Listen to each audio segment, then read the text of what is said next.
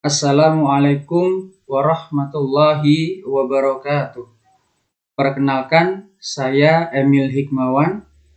Di sini saya akan mendiskusikan secara singkat mengenai kepentingan Tiongkok terhadap pemindahan ibu kota Indonesia. Pada dasarnya, pemerintah Indonesia melalui Presiden Joko Widodo telah memutuskan untuk memindahkan ibu kota negara Indonesia dari DKI Jakarta ke Kalimantan Timur. Alasan pemerintah Indonesia memindahkan ibu kotanya yaitu pemerataan pembangunan. Selama ini pusat bisnis, pusat ekonomi, dan pemerintahan memang difokuskan di Pulau Jawa. Oleh karenanya, dengan adanya pemindahan IKN, pemerintah Indonesia berharap bahwa terjadi pembangunan yang lebih merata, baik dari aspek sosial, ekonomi, dan lain sebagainya, yang tidak hanya difokuskan di Pulau Jawa. Kemudian terkait dengan pembiayaan IKN, kurang lebih mencapai 466 triliun rupiah. Kemudian salah satu negara yang tertarik untuk terlibat dalam pemindahan IKN adalah Tiongkok. Oleh karenanya, mari kita cermati bagaimana perilaku dan kepentingan apa saja yang ingin dicapai Tiongkok. Seperti yang telah dijelaskan sebelumnya, dalam diskusi kali ini kita akan mengeksplor lebih jauh mengapa Tiongkok berkepentingan terhadap pemindahan ibu kota negara Indonesia. Untuk menjawab persoalan tersebut, saya menggunakan teori aktor rasional yang pada intinya bahwa aktor negara, khususnya yang memiliki otoritas tertinggi dalam praktek hubungan internasional, akan menggunakan powernya, baik secara politik, ekonomi, maupun militer, dalam konteks mencapai kepentingan nasionalnya. Oleh karenanya, negara dalam mencapai kepentingan nasionalnya harus didasarkan pada maksimalisasi keuntungan dan meminimalisasi kerugian. Kemudian masuk dalam pembahasan yang pertama, yaitu urgensi pemindahan IKN. Bahwasanya RUU IKN masuk dalam program legislasi nasional tahun 2021. Salah satu poin yang dituangkan dalam RUU ini adalah pemerintah Indonesia akan membentuk badan otorita IKN yang bertanggung jawab dalam pemindahan IKN. Kemudian terkait dengan Perpres nomor 18 tahun 2020 bahwa IKN masuk dalam program rencana pembangunan jangka menengah nasional 2020 hingga 2024. Salah satu poin yang tertuang dalam Perpres ini bahwa pemerintah Indonesia akan menggunakan sebagian besar APBN-nya untuk menyokong atau mendanai pemindahan IKN kurang lebih 19,2%. Untuk selebihnya, pemerintah Indonesia akan membangun kerjasama dengan badan-badan usaha.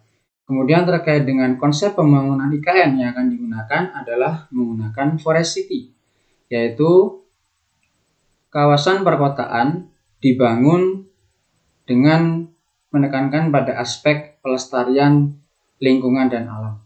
Kemudian pemerintah Indonesia juga melibatkan tokoh-tokoh asing seperti Syekh Mohammed Zayed bin Zayed, kemudian CEO SoftBank Masayoshi Son, dan juga mantan Perdana Menteri Inggris Tony Blair sebagai bentuk dari internasionalisasi isu IKN agar mengundang para investor asing.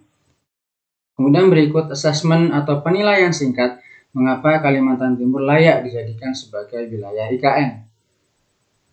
Kemudian, untuk pembahasan kedua yaitu kepentingan Tiongkok terhadap pemindahan IKN. Yang pertama terkait dengan kepentingan ekonomi, seperti yang kita tahu bahwa Sungai Mahakam berpotensi sebagai jalur transportasi, khususnya tongkang batubara Tiongkok untuk kebutuhan industri. Kemudian, ekspor batubara Kalimantan Timur sekitar 80% itu menuju ke Tiongkok. Kemudian terkait dengan kepentingan bisnis, ini berkaitan dengan investasi-investasi asing, misalnya dari Gizioba Group International Engineering yang berbasis di Wuhan, yang bergerak dalam proyek infrastruktur, kemudian sektor energi, dan juga pengelolaan limbah. Kemudian ada juga investasi dari ASEAN Infrastructure Investment Bank atau AIIB, yang juga kebetulan Indonesia menjadi anggotanya. Kemudian terkait dengan kepentingan keamanan, Yang pertama adalah wilayah IKN atau Pulau Kalimantan dapat digunakan oleh Tiongkok sebagai zona transit maritim. Kemudian, saat ini juga masih disibukkan dengan adanya konflik Laut Cina Selatan. Oleh karenanya, dengan adanya pemindahan IKN, tentu Tiongkok akan menggunakan hal tersebut untuk membendung hegemoni Amerika Serikat. Kemudian juga terdapat potensi-potensi ancaman terhadap suku Dayak atau penduduk lokal. Oleh karenanya, pemerintah Indonesia harus memastikan bahwa keamanan terhadap suku Dayak atau penduduk asli itu dapat diatasi dengan sedemikian rupa. Kemudian berbicara mengenai kesimpulan yang pertama adalah bahwa secara geopolitik Kalimantan Timur itu digunakan sebagai sphere of influence, yaitu wilayah pengaruh bagi Tiongkok itu sendiri. Seperti yang dijelaskan sebelumnya, ada kepentingan bisnis, ekonomi, dan keamanan. Dan kemudian adanya mekanisme pemindahan IKN digunakan oleh Tiongkok untuk lebih merealisasikan BRI atau Belt Road Initiative sebagai mega proyek untuk membangun jalur perdagangan internasional dan juga dalam konteks keamanan dan membendung hegemoni Amerika Serikat di ACS.